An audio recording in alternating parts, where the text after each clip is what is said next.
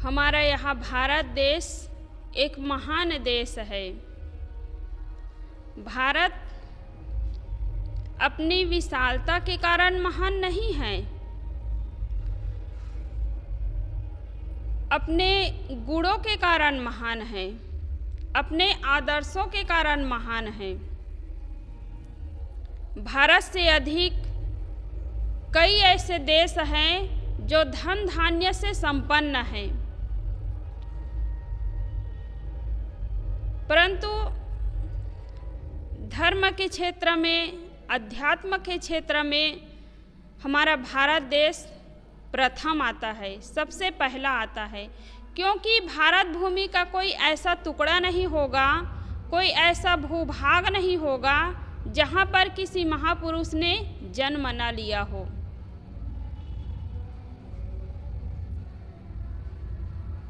और जितने भी महापुरुष हुए हैं हमारे भारत देश में, वे देश के रीति रिवाज को देखकर, परिस्थिति को देखकर अपना ज्ञान बांटा है, ज्ञान प्रकाश फैलाया है। जैसे सदगुरु कबीर साहब के ज़माने में धर्म चमत्कार का बहुत बोलबाला था। लोग अनेक प्रकार के मान्यताओं में जकड़े हुए थे, फंसे हुए थे। सदगुरु कबीर साहब उस मान्यताओं से, उस बंधनों से सबको, सभी जीवों को छुड़ाना चाहते थे, छुड़ाना चाहते हैं। सदगुरु कबीर साहब की एक साखी है, बिन रसरी गर सकलो बंधा, तासो बंधा अलेख, दिन्हा दर्पण हस्त में चश्म बिना क्या देख। साहब कहते हैं कि बिना रस्सी के सबकी गर्दनें बंधी हुई हैं। दिन्हा दर्पण हस्त में चश्म बिना क्या देख। अंधे के हाथों में दर्पण दे दिया जाए तो वह अपना चेहरा कैसे देख सकता है? नहीं देख सकता है। तो साहब कहते हैं कि सभी मनुष्य एक अदृश्य रूपी रस्सी से बंधा हुआ है, सबकी गर्दनें बंधी हुई है, वह दिखाई नहीं देती है। वह दिखाई किसको देती है? जो विवेकी है, जो पारखी है, उसको बंधन दिखाई देती है। सामान्य लोगों को वह दिखाई नहीं देती है। जैसे कहीं गाय, बैल, भैंस बंधा हो तो वह सबको दिखाई देती है, प्रत्यक्ष रूप में दिख रहा है। लेकिन मनुष्य जिस रस्सी से बंधा हुआ है वह देखने में नहीं आता है, लखने में नहीं आता है। जो विवेकी है, पारखी है, वही परख सकते हैं, वही देख सकते हैं। सदगुरु कबीर साहब की दृष्टि आम लोगों की दृष्टि से हटकर थी। सदगुरु कबीर साहब जब भी किसी व्यक्ति से मिलते थे तो आंतरिक चीज पर उनकी दृष्टि जाती थी। हम लोग किसी से मिलते हैं तो उनके बाहरी हाव भाव, चिकनी चुपड़ी बातों में भूल जाते हैं। लेकिन सदगुरु कबीर साहब जब भी किसी व्यक्ति से मिलते थे तो बाहरी हाव भाव, उसके सुंदर रूप रंग, उसकी सुंदरता पर नहीं भूलते थे, बल्कि उनकी दृष्टि अनमोल चीज, जो आंतरिक चीज है, उन पर जाती थी। इसलिए सदगुरु कबीर साहब कहते हैं कि मानुष तेरा गुण बड़ा, मास न आवे काज, हार न होते आभरण, त्वचा न बाजन बाज। मनुष्य के गुण ही महान है, गुणों के कारण मनुष्य महान है, लेकिन वो अपनी शक्ति को नहीं पहचान पाता है, अपने गुणों को नहीं पहचान पाता है। आज हम देखते हैं कि संसार में जितने वेद शास्त्र है, कला कौशल है, जितने विकास नज़र आ रही है, सब मनुष्य की ही देन है। मनुष्य के दिल अंदर से ही वह निकला हुआ है, लेकिन वो शक्ति को नहीं पहचानता है और बाहर भटकता है, बाहर सुख खोजता है, बाहर शांति खोजता है। तो सद्गुरु कबीर साहब जो शरीर के सुंदरता में भूले हुए हैं, बाहर चिकनी चुपड़ी बातों में भूलते हैं, रूप रंग में भूलते हैं, उनके सामने इस शरीर के नश्वरता, शरीर के गंदगी को ला करके प्रकट कर देते हैं। कहते हैं कि 10 द्वार नरक भरी बूढ़े, तू गंधी को बेड़ो। यह शरीर जो है एक गंदगी का जहाज है। आँख से देखो तो गंदगी, कान से देखो तो गंदगी, मुख से देखो तो गंदगी। शरीर एक गंदगी का जहाज है। तो इस पर हमें भूलना नहीं चाहिए। लेकिन आदमी दूसरे के शरीर में सुख मानता है, सुख ढूंढता है कि अमुक व्यक्ति से मैं मिलूं, अमुक व्यक्ति को मैं देखूं तो मुझे सुख मिलेगा, मुझे शांति मिलेगी। लेकिन शरीर कितना गंदा है उस पर उसकी नज़र नहीं जाती है। मान लो जाए कहीं कमरे में एक रस्सी बंधी हो, उस रस्सी में कपड़े को साफ धो करके डाल दिया जाए तो 1 महीने बाद भी उस कपड़े को आप आराम से पहन सकते हैं। लेकिन जिस कपड़े को शरीर में लपेट लिया हो, पहना हो, ओढ़ा हो और 1 घंटा धूप में जा कर के काम करे, पसीने में वो कपड़ा भीग जाए तो दोबारा पहनने का मन नहीं होगा। इतना गंदा यह शरीर है, पसीने की बदबू आएगी। साबुन से, निरमा से आप धोएंगे तभी उस कपड़े को पहन सकते हैं।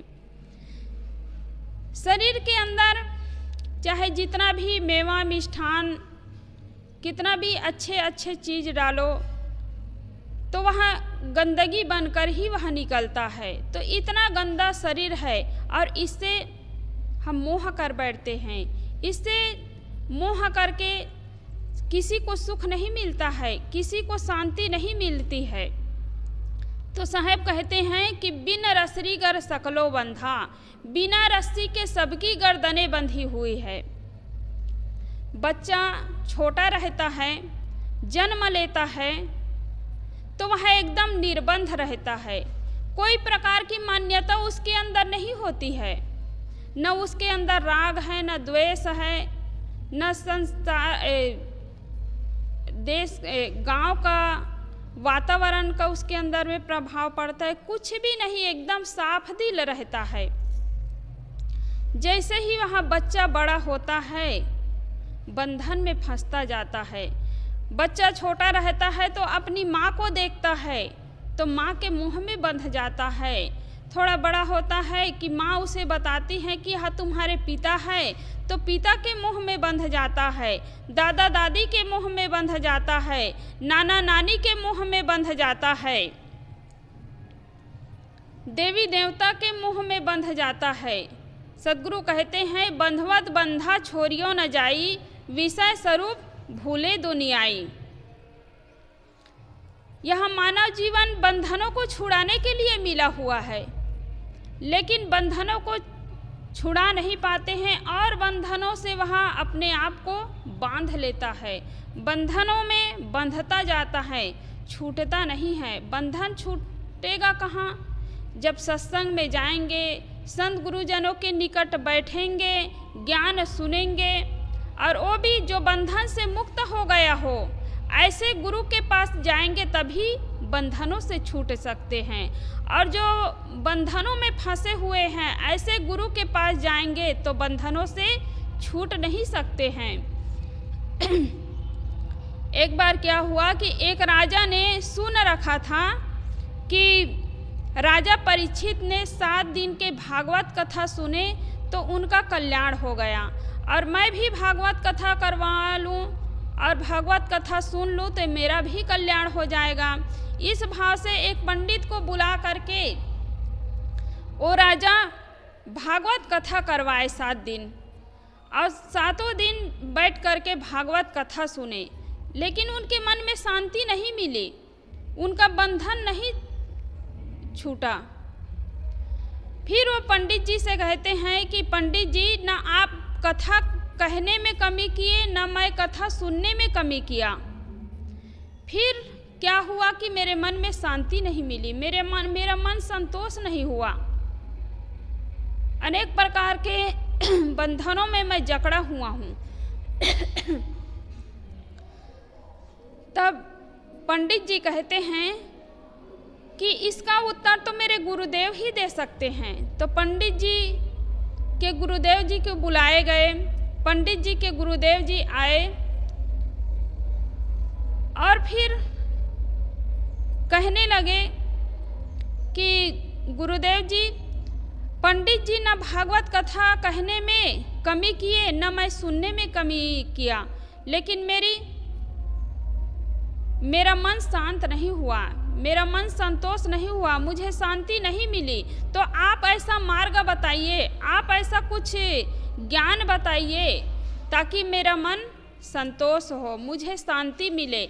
तो पंडित जी के गुरुदेव जी ने कहा कि राजा, तुम अपना अधिकार मुझे थोड़े समय के लिए दे दो। तो राजा तैयार हो गए, अपना अधिकार दे दिए। और फिर पंडित जी के गुरुदेव जी ने सिपाहियों से कहा कि एक खंभे में राजा को बांध दो और एक खंभे में पंडित जी को बांध दो। दोनों को अलग अलग खंभे में बांध दिया गया और फिर दोनों को अलग अलग खंभे में बांध दिया गया और सिपाहियों से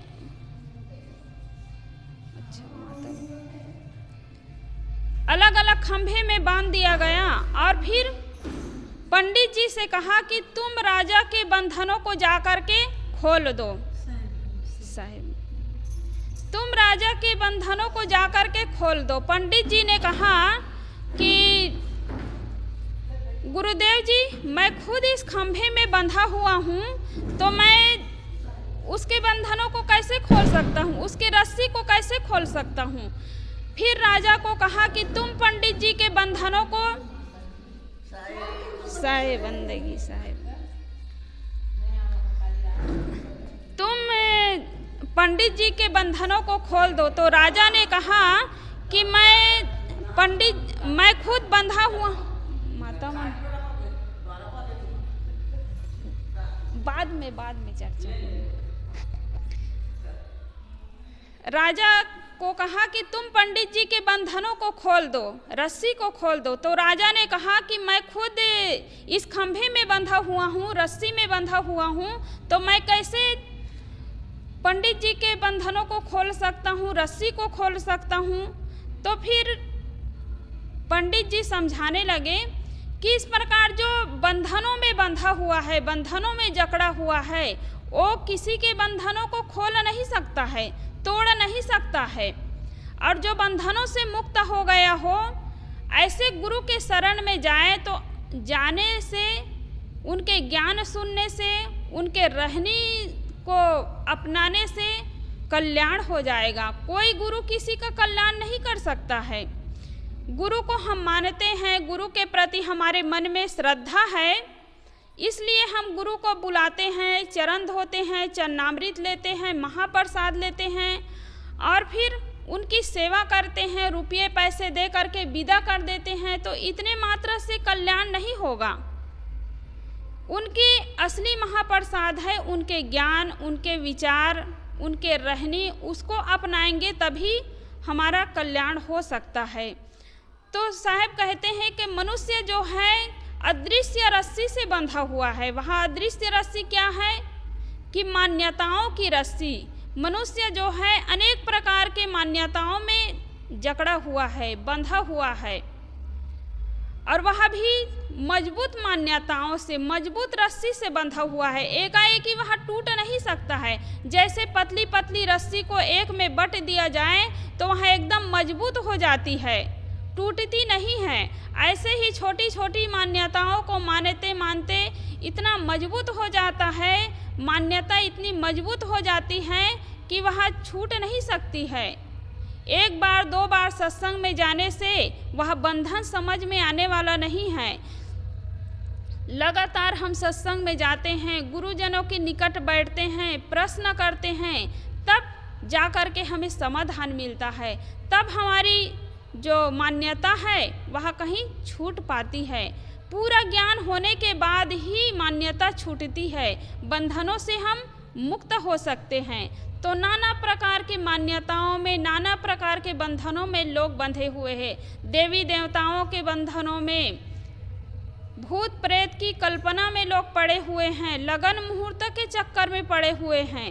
भूत तो कोई देखने में नहीं आता है, जो बीत गया उसको भूत कहा जाता है, जो समय बीत जाता है उसको भूतकाल कहा जाता है, भूत कहा जाता है। लेकिन भूत, लोग कहते हैं कि हमने तो अमुक जगह भूत को देखा है, हम देखे हैं, मिले हैं, अमुक प्रकार के उसके हाथ हैं, पैर हैं, आँखें हैं। लेकिन लोग सुनते हैं, विश्वास कर बैठते हैं और फिर दूसरों को भी वही सीख देते हैं। तो नाना प्रकार के भूत प्रेत लगन मुहूर्त में लोग पड़े हुए हैं। अच्छे काम के लिए लगन मुहूर्त देखते हैं और कोई गलत काम कर बैठता है, किसी को गाली देता है, किसी की हत्या करता है, किसी को पीटता है, लड़ता है, झगड़ता है, उस समय वो लगन मुहूर्त नहीं देखता है। उस समय देखता कि अमुक दिन मैं किसी को गाली दूंगा तो हानि हो जाएगी, किसी के साथ लड़ाई झगड़ा करूंगा तो हानि हो जाएगी। इस प्रकार यदि लगन मुहूर्त देखेगा और फिर कल पर उस काम को छोड़ देगा कि आज करना ठीक नहीं है, कल मैं कर लूँगा, तो उस से कभी गलत काम नहीं होगा, कभी पाप कर्म नहीं हो सकता है। तो नाना प्रकार के लगन मुहूर्त देवी देवता में लोग भूले हुए हैं।